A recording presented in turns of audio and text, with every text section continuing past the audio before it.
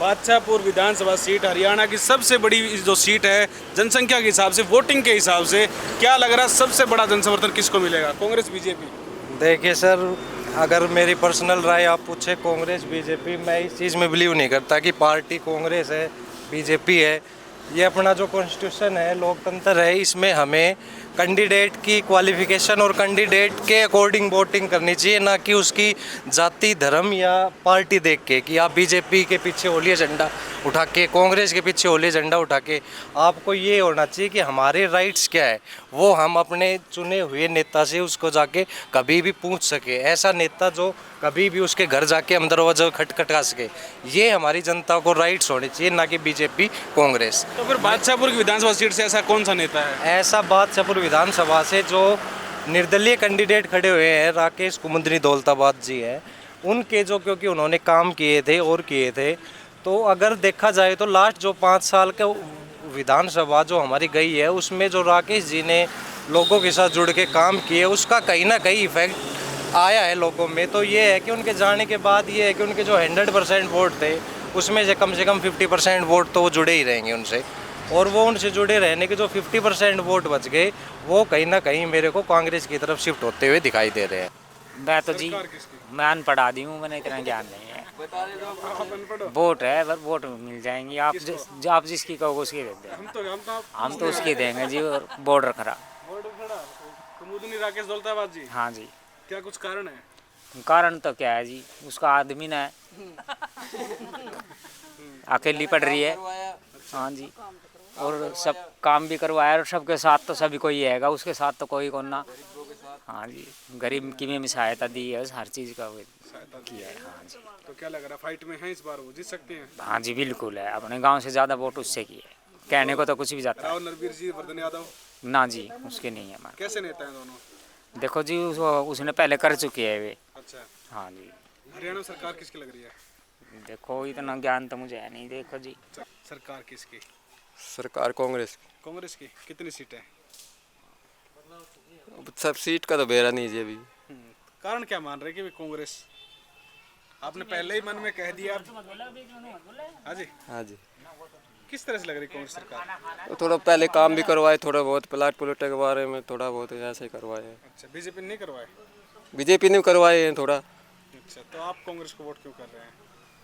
युवा चेहरा है इसलिए? वर्धन राव नरवीर जी तो बड़े नेता हैं। हाँ जी, बड़े नेता है जी वो। उनको नहीं करेंगे वोट फिर? राजनीतिक माहौल में मजा आ रहा है? राजनीतिक माहौल में मजा नहीं। नहीं, क्यों? नेता वैसे नहीं रहे क्योंकि या जब फिर राजनीति वैसी नहीं रही? राजनीतिक वैसे, राजनीतिक तो है ही गंदी। अच्छा। राजनीति तो गंदी है भाई। तो आप किसको वोट करेंगे फिर? इस बार कांग्रेस को बदलाव जरूरी चाहिए भाई। कांग्रेस को? आप कह रहे हो राजनीति गंदी, फिर भी कांग्रेस को वोट? भाई विपक्ष में बैठने वाला चाहिए ना, तभी तो कुछ ना कुछ तो काम होगा ना। अच्छा। अभी तक तो 10 साल हो गए, एक छत्र राज ही चल रहा है। एक राज को चेंज करना चाहते हैं? बिल्कुल बिल्कुल। वर्धन यादव नए नेता हैं, तो कितना बड़ा जन समर्थन जुटाने में सफल हो पाएंगे? देखो, मैं वर्धन को सपोर्टली नहीं कर रहा, मैं सिर्फ ओनली कांग्रेस को। मेरा मेथड ये है, जैसे हमारा एक हरियाणा में, इसमें क्या नाम है, इंडिया में स्टेट है राजस्थान, हर साल चेंजमेंट होता है। अच्छा। 5 साल कांग्रेस, 5 साल बीजेपी। जो काम नहीं करेगा वो साइड हो, दूसरे बंदे को मौका दो। तो फिर वो काम करने वाले को फिर काम मौका मिलेगा, फिर वो 5 साल बाद चेंज कर देंगे तो?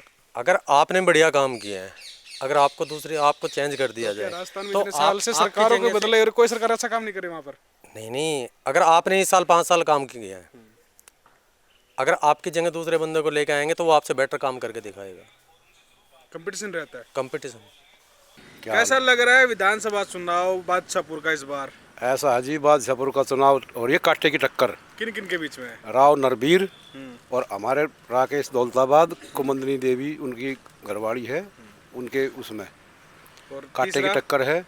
तीसरे तो आते जाते रहे, तो घने साल तो आते जाते रहे अच्छा, तीसरा कोई है ही नहीं? ना है, पर वे नुए है, रुक के मारनी है खाम खा के।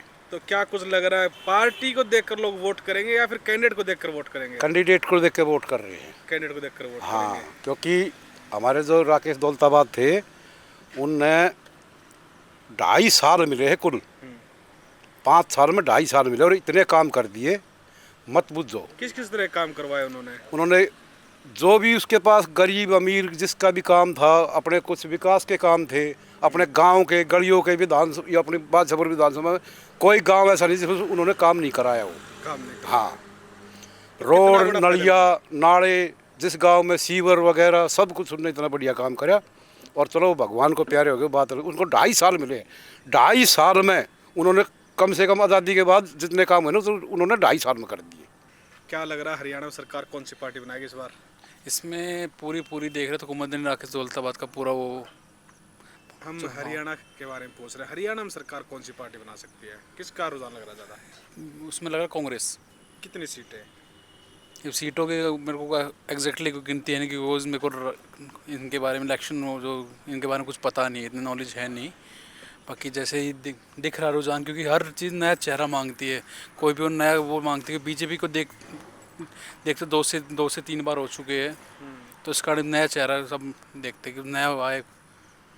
तो कौन है अब की बार बादशाहपुर में नया चेहरा? बादशाहपुर में पहले जो थे अपने 2019 में विधायक ने राकेश दौलताबाद, उस बीच कार्य बहुत हुए हैं, विकास करे बाकायदा। मैं लास्ट टाइम जो उनके इलेक्शन टाइम में उनकी टीम के साथ रहा हूँ मैं, उनका मैंने ये चीज़ देखी। उन्होंने क्योंकि बहुत सी मीटिंग वगैरह में होती है, वो बहुत से बोल देते हैं आपस में बैठ के, और जनता वंता तो क्या ये तो आती रहेगी, लेकिन बस विधायक जी की मीटिंग में सब हर जगह हल हुआ है। हर जगह लोग। हरियाणा में 10 साल कांग्रेस का शासनकाल रहा, 10 साल बीजेपी रही। कौन सी पार्टी ने अच्छा काम किया प्रदेश में, जिस पॉइंट ऑफ व्यू से आप बता रहे हैं? वैसे सर अच्छा काम करने का देखो, बीजेपी जब आई थी 2014 में, उससे पहले जितने भी गवर्नमेंट एग्ज़ाम्स थे जो, उसमें कोई भी हमारा एंट्रेंस एग्ज़ाम नहीं होता था।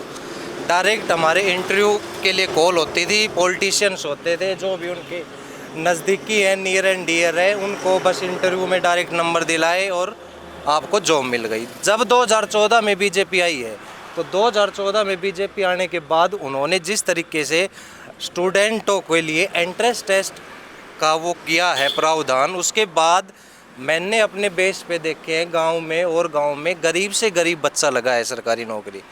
बट वो इनका 14 से 19 था सर।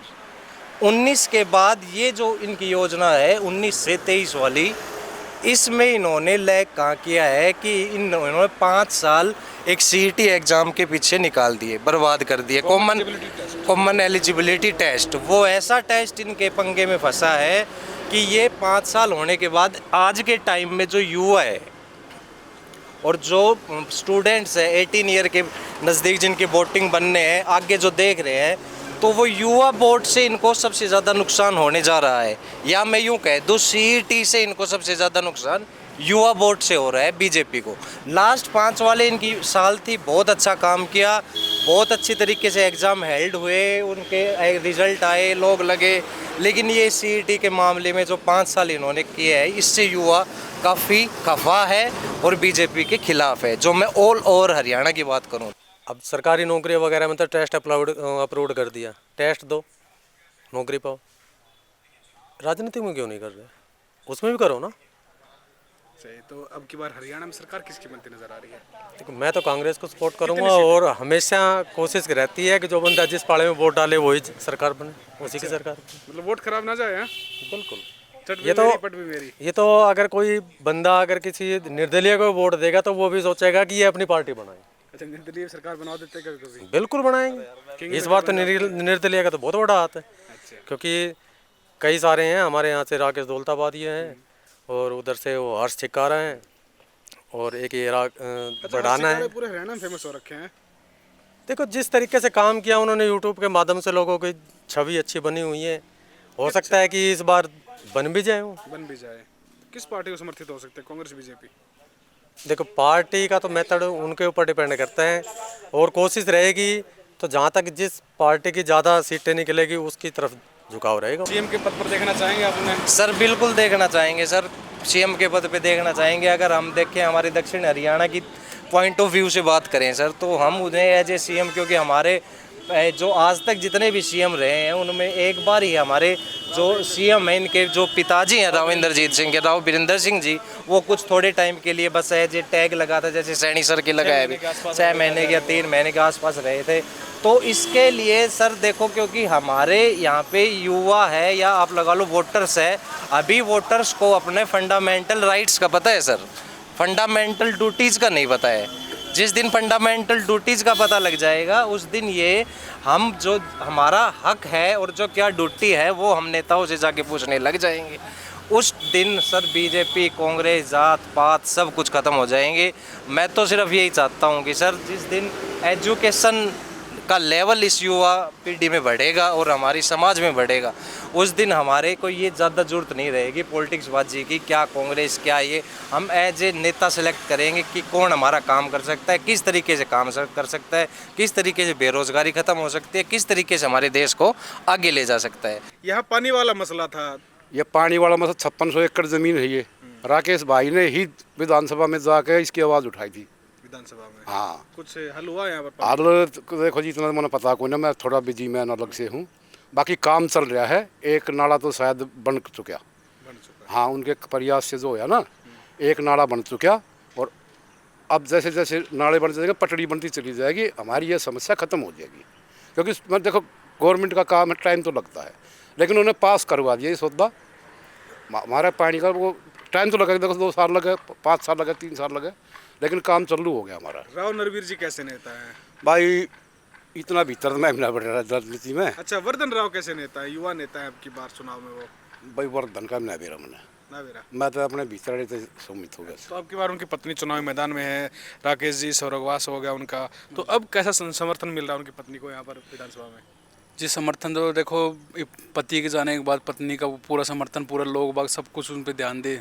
सबका ये रहता कि उनके परिवार से, हमारे गांव में महापंचायत हुई थी। कितने गांव की? वहाँ 12 गाँव के महापंचायत, 12 गाँव। तो उसमें ये फैसला लिया गया था कि राकेश जी की धर्मपत्नी कुमुदनी जी इस इलेक्शन में हो। अच्छा, उनके महापंचायत के फैसले के बाद वो चुनाव में उतरी? हाँ जी, हाँ जी। उसमें कुछ पर्सनल वो नहीं है, कोई पर्सनल अपने उससे नहीं उठी है। जो फैसला जनता मांगती हुई मैदान में है। बिल्कुल। तो किन चीज़ों को लेकर चल रहे हैं? क्या कुछ विजन लग रहा है? आप उनके गांव से बताए जा रहे हैं, क्या विजन लग रहा है उनका? किस चीज़ को लेकर चुनाव लड़ रही है वो? जो राकेश जी ने एक लाइन चालू की थी, राजनीति नहीं कार्यनीति, एक लाइन ये स्लोगन उनका टैग है ये। तो उसमें ये है अब उनका ये एक कार्यनीति जारी रहेगी। कार्यनीति जारी रहेगी बस। काम है वो पूरे हो गए। अब जो भी काम उनके सपने थे, जो उन्होंने रह गए थे, अभी उनको 10,000 लेडीज़ जो हमारी माताएं बहनें होती है उनको 10,000 को खाटू श्याम यात्राएं, हरिद्वार, ये सब वो करवाते रहते हैं हर 3 महीने में, 6 महीने जब भी उनको टाइम लगता है। तो धर्म के कार्यों में वो भी हरदम आगे रहते हैं। हरियाणा में 4 लाख के आसपास नया वोट बैंक आया है, तो किस तरफ जा सकता है वो सर? 4 समीकरणों के हिसाब से, वर्तमान समीकरणों के हिसाब से सर ये जाता हुआ हमें, जो अगर आप ये पूछो कि ऑल ओवर हरियाणा जो हवा चल रही है इस टाइम, जो हम कहते हैं अपनी भाषा में, वो कांग्रेस की तरफ शिफ्ट हो रही है सर। ठीक है। और मेरा मानना ये है कि जिस तरीके से जो 2019 में हवा थी कि कह रहे थे बीजेपी एक तरफा बीजेपी, बट कांग्रेस हमारी 30 सीट लेके गई थी। मेरे हिसाब से अकॉर्डिंग टू मी, अगर मैं एनालिसिस कर रहा हूँ इस टाइम, तो वो एक तरफा नहीं होने वाला है कि आपको कांग्रेस का एक तरफा 60 या 65 सीटें ले रही है।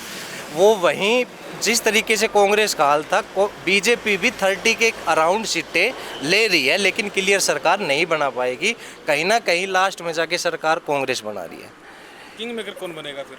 किंग मेकर इसमें कांग्रेस जी, हम तो ये चाहते हैं हमारा राव इंद्रजीत बने, क्योंकि ये हमारी जो सीटें हैं 10-12 जो है, तो पर्सनली बात पे ये है कि जो, क्योंकि बीजेपी ये हमारी जो है ये वाली सीटें जो यादव बेल्ट बोलते, दक्षिण हरियाणा बोल देते हैं, इसमें बीजेपी को सीटें निकालने की सबसे ज़्यादा संभावना यहाँ लग रही है। और जो हमारा जो वो वाला एरिया है, जो हम जाटों का एरिया बोलते हैं, मैक्सिमम जाट बहुल्य एरिया है, तो वहाँ पे तो एक तरफा सर कांग्रेस लग रही है। कोई सीटें होंगी जो कह रहे हैं कि वे एक तरफा है। कांग्रेस बन सकती, तो राविंद्र जी क्या पलटी मार के कांग्रेस में आएंगे फिर? सर पलटी मारने की बात नहीं है, जो कांग्रेस, मैं कह रहा हूँ ना कि बीजेपी भी ये नहीं है कि क्लियर बहुत पीछे लैग कर रही है। अगर बीजेपी की 30-35 सीटें आ रही हैं और कहीं ना कहीं निर्दलीय बहुत बड़ी भूमिका निभा रहे हैं सर अब की बार, तो वहाँ से कहीं ना कहीं गठबंधन करके अगर गवर्नमेंट बनती है बीजेपी में, तो उसमें किंग मेकर के रूप में राव इंद्रजीत की बहुत बड़ी भूमिका रहेगी सर।